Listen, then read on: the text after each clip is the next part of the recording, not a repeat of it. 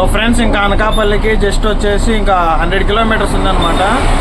ఎండలు అయితే మామూలు ఎండలు లేవు అసలు. టైర్లు అయితే ఫుల్ హీట్ అయిపోతున్నాయి అనమాట. అందుకే ఒక 40 మినిట్స్ టు 1 అవర్ అయితే ఇక్కడే ఆపేసాను అనమాట. ఫుల్ ఎండలు, మామూలు ఎండలు లేవు. చూపిస్తాను చూడండి. చూస్తున్నారు కదా ఎండ ఎలా ఉందో. అసలు మామూలుగా లేదు ఎండ అనమాట. ఫుల్ ఎండ. ఇంకా టైర్స్ కొంచెం కూల్ అయిపోతున్నాయి అనమాట.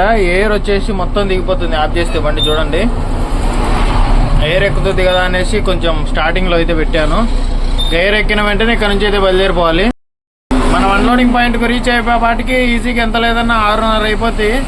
చూద్దాం మరి. రేపే అనమాట అన్లోడింగ్. అక్కడికి వెళ్ళేసి పడుకుంటే ఇంక ఈరోజు రెస్ట్ అనమాట.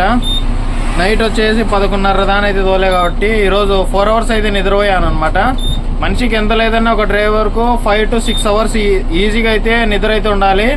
లేదంటే ఫ్యూచర్లో వచ్చేసి చాలా ప్రాబ్లమ్స్ అయితే ఎదుర్కోవాలన్నమాట. నేను అందుకే ఎక్కువ నైట్ టైం అయితే డ్రైవ్ చేయను. డే టైంలో ఎక్కువ జర్నీ చేసేదానికి ఇష్టపడుతూ ఉంటాను అనమాట. ఇదనమాట రీజను.